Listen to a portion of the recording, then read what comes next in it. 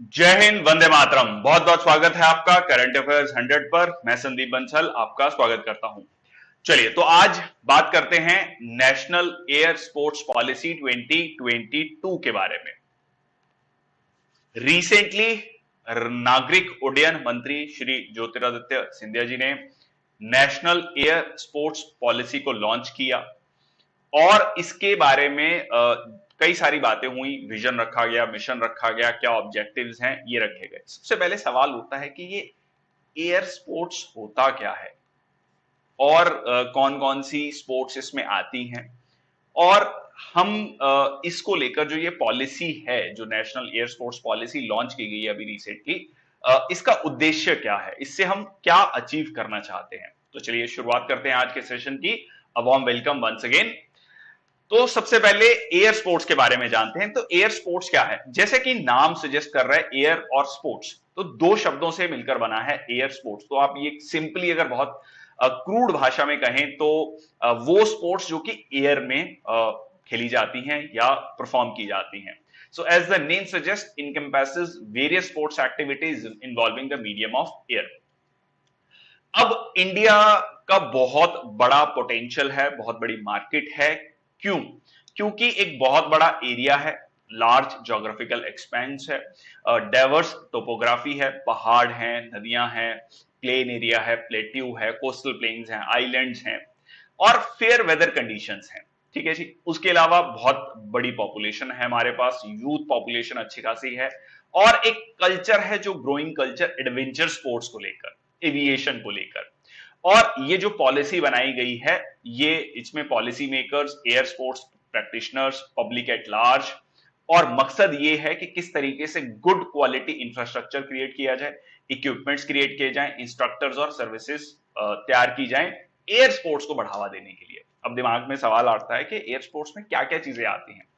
चलिए, तो air sports में बहुत सारी गेम्स हैं या बहुत सारे इवेंट्स हैं। तो यहां पर आप देख सकते हैं इवेंट्स के बारे में: aerobatics, aero modelling, model rocketry, amateur, build and experimental aircraft, ballooning, drones, gliding, power gliding. बहुत सारी चीजें एक एक करके डिस्कस करूंगा, फोटोग्राफ्स दिखाऊंगा, तो आपको थोड़ा और माइंड में पिक्चर बैठेगी कि किस तरीके से ये सारी की सारी गेम्स हैं।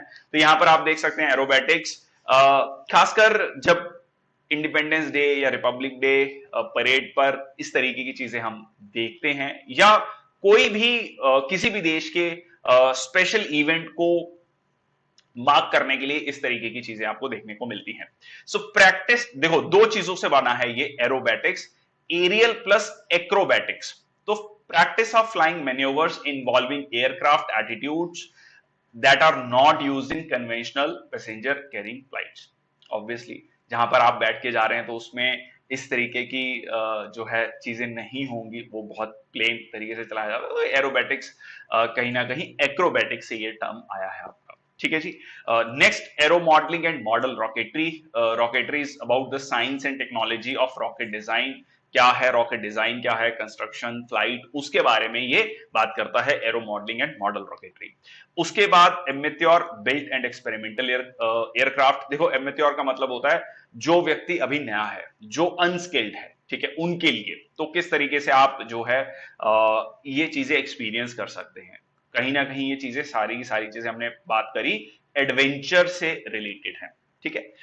बैलूनिंग, यहां पर आप देख सकते हैं किस तरीके से बैलूनिंग का यूज किया जा सकता है। इसमें एक व्यक्ति रहेगा, और again it is a kind of adventure sports, air sports. Drones, drones की मल्टीपल एप्लीकेशन हो सकती हैं, बट यहां पर हम एयर स्पोर्ट्स के कंटेक्स्ट में देख रहे हैं। ड्रोन्स को लेकर भी मैंने एक पूरा का पूरा सेशन किया है। ड्रोन महोत्सव 2022, लिंक जो है मैं सब डिस्क्रिप्शन में दे दूंगा। Please do watch that session also, because काफी डिटेल में हमने उसमें ड्रोन महोत्सव 2022 को डिस्कस किया, ड्रोन्स के एप्लीकेशंस को डिस्कस किया। But one of the application is you can say air sports also. Gliding and powered gliding, यहां पर आप देख सकते हैं ग्लाइड मतलब ग्लाइड करना। As you can see this person, as you can see the equipment also. Hang gliding, ठीक है, हैंग करके ग्लाइड करना, powered hang gliding.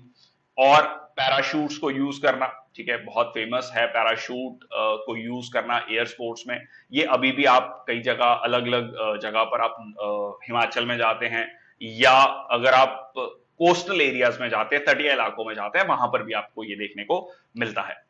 Paragliding and paramotoring including powered parachute trikes, यहां पर आप देख सकते हैं किस तरीके से ये व्यक्ति बैठा है। ये डायग्राम आप यहां पर ये देखिए कि पैराशूट प्लस इसको कंबाइन किया गया है, ठीक है। So it is paragliding plus you can say parachute, it is combination of a both. Powered aircraft including ultralight, microlight and light sports aircraft. So again यहां पर आप देख सकते हैं इसमें भी बहुत सारी कैटेगरीज हैं।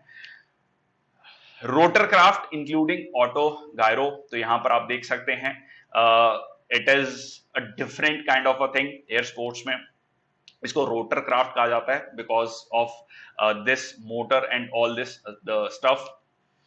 अब बात कर लेते हैं नेशनल एयर स्पोर्ट्स पॉलिसी। ये तो था कि कौन कौन सी डिफरेंट डिफरेंट एयर स्पोर्ट्स इसमें इंक्लूड हैं। अंडर दिस न्यू पॉलिसी यहां पर 4 टियर गवर्नेंस स्ट्रक्चर होगा for air sports in India. जो टॉप पर बॉडी होगी उसका नाम होगा air sports federation of India. Air sports federation of India के नीचे जो है national association for individual air sports होगा। मैं आपको एक डायग्राम दिखाता हूं, उससे और क्लियर होगा। देखिए ये रहा आपका air sports federation of India. इसके नीचे पैराग्लाइडिंग एसोसिएशन ऑफ इंडिया, तो पैराग्लाइडिंग के लिए हो गया। Sky diving association of India, aero modelling association of India, other air sports association.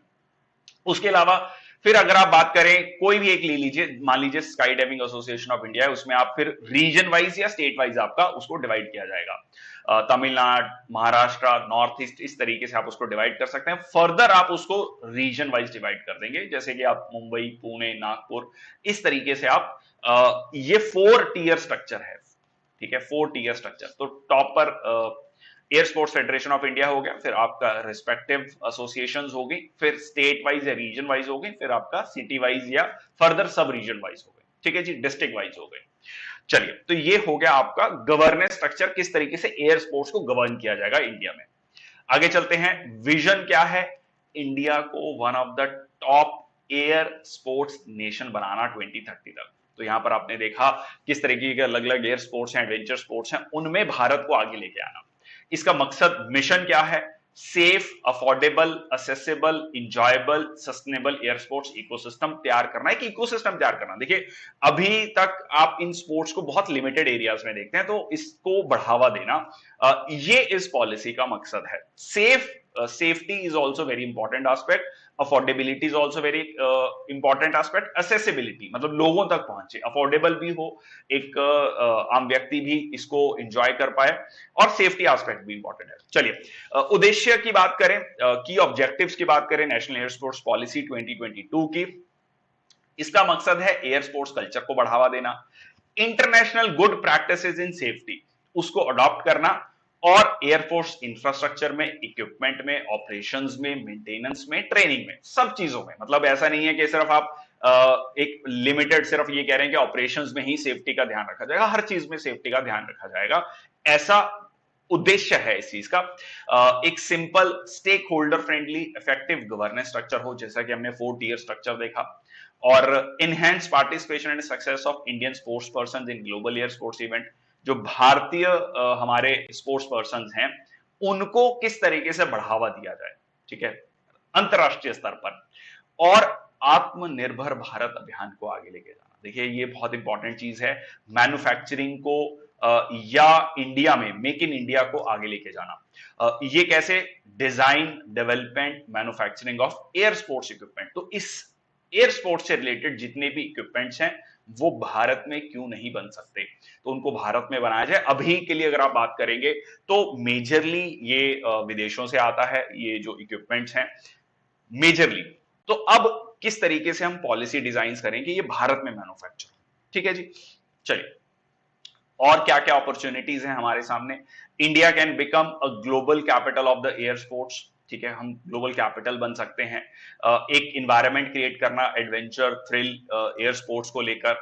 और हमारी जो पॉपुलेशन है जिसमें कि 70% जो पॉपुलेशन है वो 35 वर्ष से कम है, मतलब यंग पॉपुलेशन है, तो कहीं ना कहीं जो एनर्जी है, पॉजिटिव एनर्जी है, उसको चैनलाइज करना, कंस्ट्रक्टिव एनर्जी को चैनलाइज करना, या कह लीजिए हिडन पोटेंशियल को चैनलाइज करना। ये ऑलरेडी हम बात कर चुके हैं। Geographical expanse extending from Himalayas, mountainous regions to north east to coastal plains to islands. तो बहुत किस तरीके का लैंड फीचर भारत में नहीं है, आप बात कीजिए, हर लैंड फॉर्म आपको यहां पर देखने को मिलता है।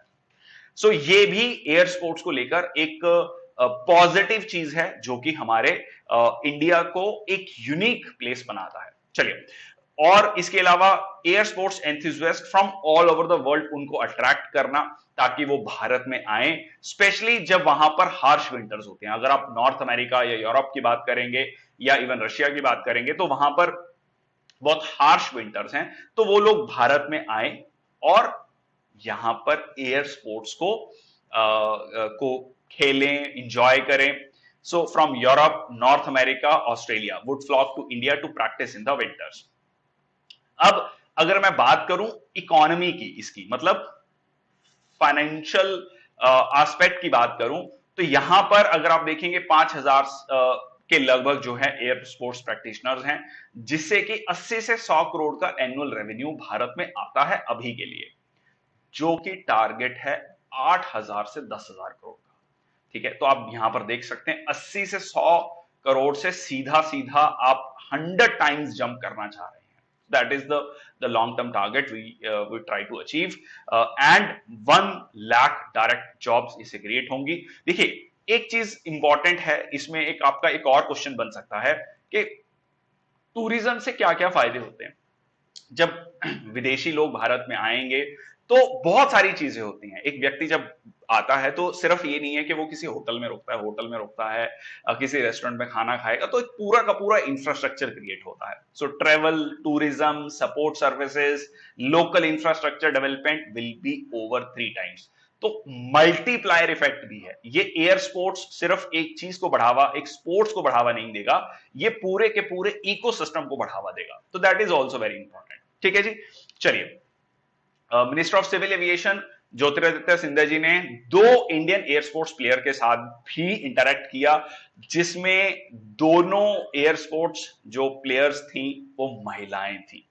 देखिए, जब आपने एयर स्पोर्ट्स के बारे में जाना आज ही के सेशन में, तो आपने ये देखा कि काफी एडवेंचरस स्पोर्ट्स हैं, काफी देखने में टफ लगती हैं, बट किस तरीके से 2 महिलाएं हैं, मैं अभी इनके रिकॉर्ड्स के बारे में भी बताऊंगा आपको डेफिनेटली एक हैरानी भी होगी इनके बारे में जानने में, और अच्छा भी लगेगा, गौरवान्वित भी महसूस होगा। So both are skydivers, Padma Shri awardees हैं। यहां पर पहले बात कर लेते हैं शीतल महाजन की। ये पहली महिला है to perform accelerated free fall jump Antarctica South Pole from 10,000 feet. So she is the youngest woman to jump over both the North Pole and the South Pole, और फर्स्ट वुमेन जंपर हैं to perform it without trials. ठीक है जी, तो आप देख सकते हैं ये भी एक अपने आप में भारतीय महिलाओं का कह सकते हैं कि इनके इंपॉर्टेंट अचीवमेंट को दर्शाता है। सो इनको 2011 में पद्मश्री अवार्ड से नवाजा गया था। इनकी शादी जो है महाराष्ट्र की रहने वाली हैं, इनकी शादी भी वहीं पर हुई। इंपॉर्टेंट पॉइंट यहां पर देखिए कि जो सेरेमनीज होती हैं मैरिज की, वो performed on an hot air balloon 600 feet above the ground, जो कि अपने आप में Limca book of world records में लिखा गया है। चलिए, तो ये भी एक बड़ा इंटरेस्टिंग पॉइंट था which I would like to share with you. Next is your miss Rachel Thomas, जो कि first Indian women to skydive from 7,000 feet over the north pole on 20 April 2002। उन्होंने 150 साल जब इंडियन रेलवेज के पूरे हुए, उसको कॉमेमोरेट करने के लिए 7,000 फीट से नॉर्थ पोल पर जो है स्काई डाइव किया था।